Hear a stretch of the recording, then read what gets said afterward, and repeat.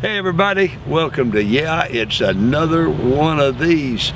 This time from Oxnard, California. Cowboys in the last week of training camp. I'm Mr. Randy. I want to introduce you to my son, Clarence Hill Galloway Jr. I've been here 3 days out in Oxnard for this final week. Clarence has been here 3 weeks. Now, Clarence, what we got millions of cow sheep watching this right now. And these cow sheep, they want some optimism. Maybe not millions, Clarence, maybe hundreds. Okay, 25 cow sheep are watching this right now. They want optimism about this 2013 season, these cows, what they're going to do. Talk to the cow sheep. I'm depending on you with 3 weeks, going on 4, out here in Oxnard. Give me something to be optimistic about. Okay, that's not what we're about. They want optimism. They want hope. They need to go to church. Okay? Ooh. The church of football out here, we keep it real, and we tell the truth about these Cowboys. All right, tell the truth. Tell the truth.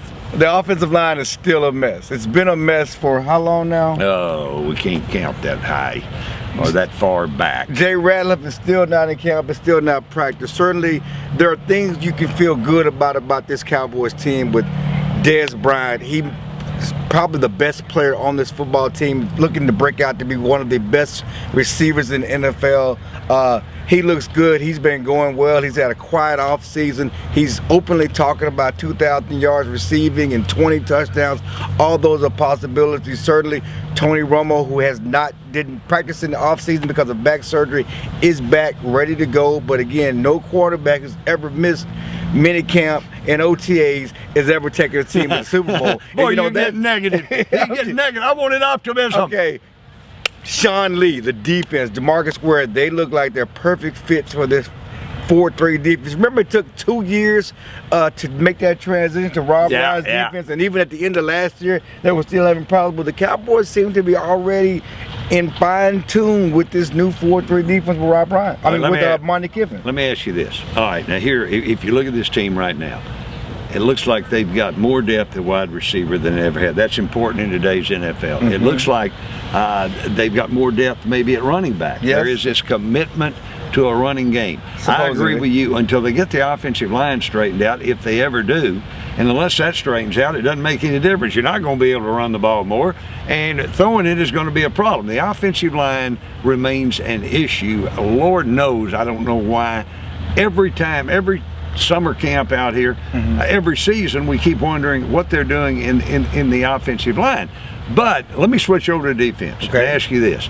Everybody out here, even the offensive players, are extremely excited about the 4-3. And I realize Rob Ryan, the dearly departed, is being made a whipping boy for what went on the last 2 years, kind of in a subtle type way. Yeah, he's not happy about it. But Clarence, this 4-3 defense thing, that's supposed to help Romo, better defense.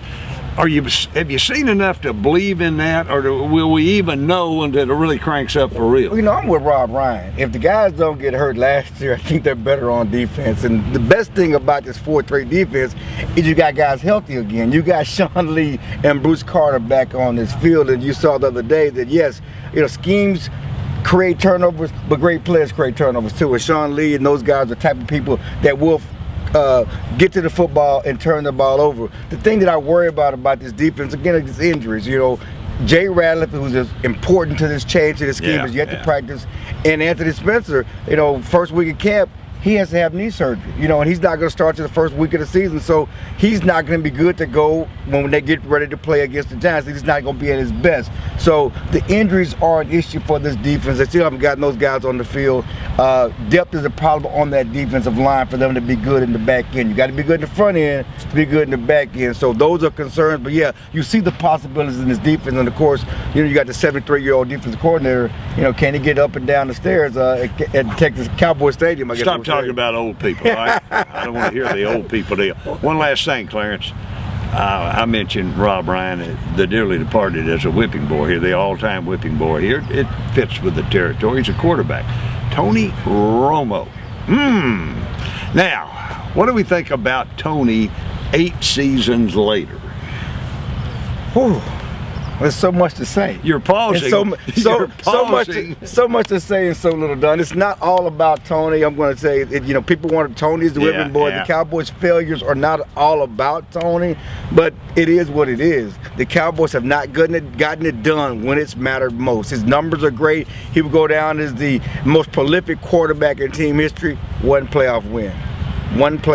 Ooh. That must change, okay? The Cowboys must find a way to play well in big games. I'm going to tell you, this team has been talented before. They've been there before. The last 2 seasons, they've had a chance to make the playoffs. They stunk it up when it matters most. The question is, and I believe this team will be there at the end of this year because the NFC East is down. They will be competing for a division title at the end of the season. The question is, will they play? Will they play well when it matters most? Will Tony Romo play well when it matters most? My son, Clarence Hill Galloway Jr., didn't he do well? From Oxnard, California. We'll be back in Fort Worth next week. This camp is breaking up as of Friday. Talk to you again.